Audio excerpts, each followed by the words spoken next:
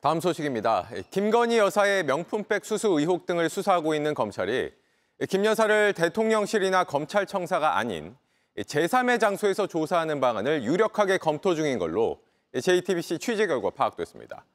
검찰 안에선 이미 특정 시설들이 후보군으로 거론되고 있습니다. 먼저 박병현 기자의 보도 보시고 배경을 짚어보겠습니다.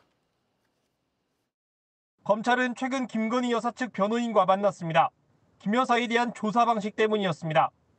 이 자리에서 소환 조사 외에 방문 조사나 제3의 장소 조사 등에 대해서도 의견을 나눈 걸로 알려졌습니다. 검찰은 이 가운데 제3의 장소에서 조사하는 방안을 유력하게 검토하고 있는 것으로 취재 결과 파악됐습니다. 대면 조사 형식을 취하면서 소환과 방문 조사의 절충안이 될 수 있다는 점이 고려됐을 수 있습니다. 특히 일반인 출입 통제가 가능해 보안과 경호에 유리한 특정 시설들이 검찰 안에서 이미 후보군으로 거론되고 있습니다. 이 경우 김 여사의 출석은 비공개로 진행될 가능성이 있습니다. 검찰은 명품백 제출과 관련해 현재 대통령실 공직기강 비서관실과 소통하고 있고 대통령실도 긍정적인 것으로 알려졌습니다. 검찰은 대통령실로부터 명품백 실물을 받아 분석을 마치는 대로 김 여사에 대한 조사 일정과 방식을 정할 예정입니다. 검찰은 김 여사를 상대로 명품백 사건과 도이치모터스 주가 조작 사건을 동시에 조사할 계획인 것으로 파악됐습니다. JTBC 박병현입니다. 최상병 관련 소식으로 이어가겠습니다. 지난해 이종섭 당시 국방부 장관이 최상병 사건 이첩 보류를 지시하기 직전에 받았던 대통령실의 전화 02-800-7070의 가입자 명의가 확인됐습니다. 대통령 경호처입니다.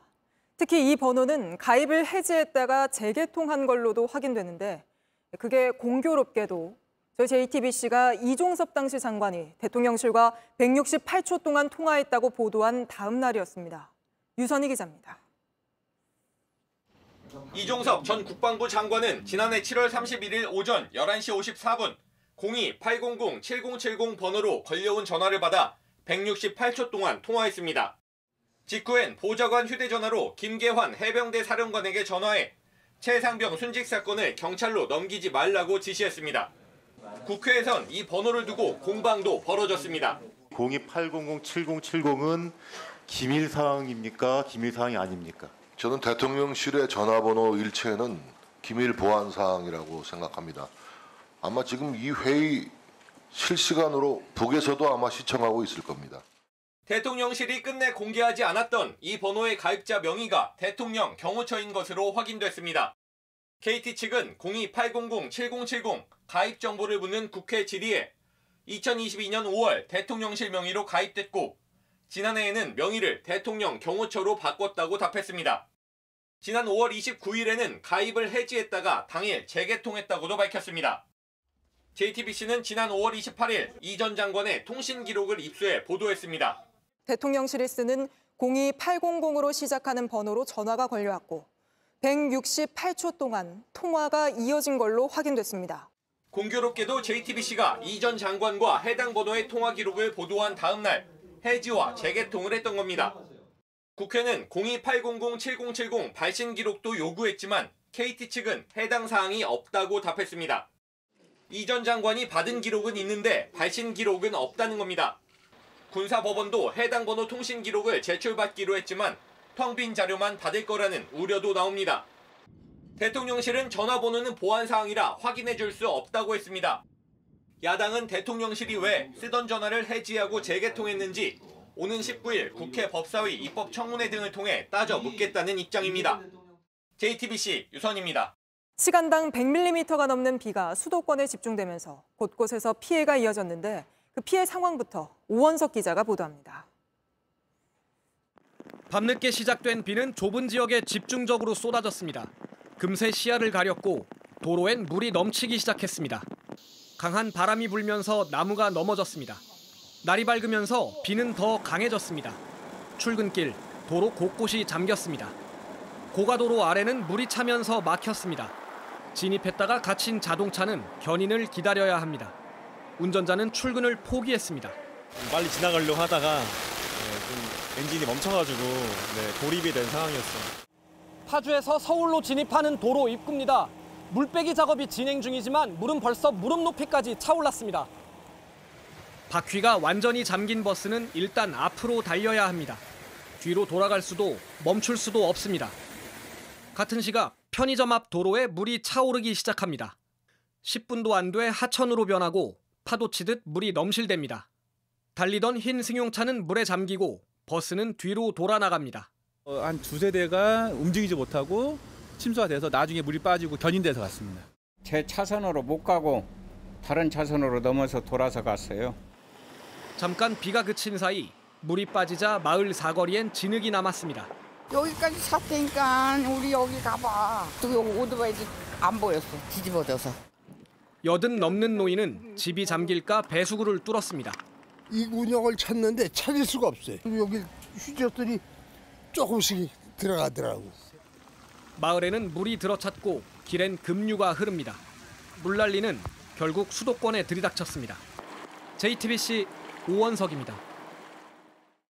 미국 트럼프 전 대통령은 이틀 연속 공화당 전당대회에 등장하며 대세론을 굳히고 있습니다. 대선 후보 자리를 놓고 다툼을 벌였던 경쟁자들까지 트럼프를 전폭적으로 지지한다는 뜻을 밝히고 있습니다. 전당대회가 열린 밀워키 현장을 연결하겠습니다. 자, 김필규 특파원, 니키 헤일리 전 유엔 대사, 그러니까 트럼프와는 앙숙 관계인데 지지 연설에 나섰다고요? 예, 올 초 공화 당내 경선에서 트럼프에 맞섰던 니키 헤일리 전 유엔 대사, 그리고 론 디센티스 플로리다 주지사가 연달아 제 뒤로 보이는 이 전당대회 연단에 올랐습니다. 둘 모두 이제 대세가 돼버린 트럼프에 대한 아주 강력한 지지를 표현하며 연설을 시작했는데 직접 들어보시죠. I'll start by making one thing perfectly clear. Donald Trump has my strong endorsement, period. Let's send Joe Biden back to his basement and let's send Donald Trump back to the White House.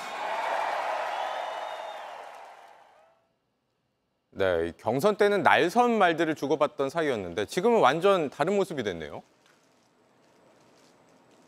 예, 특히 트럼프로부터 세대가리라는 막말까지 들었던 헤일리는 중도 하차를 한 뒤에도 곧장 트럼프 지지 선언을 하지 않아 감정의 골이 깊어졌습니다.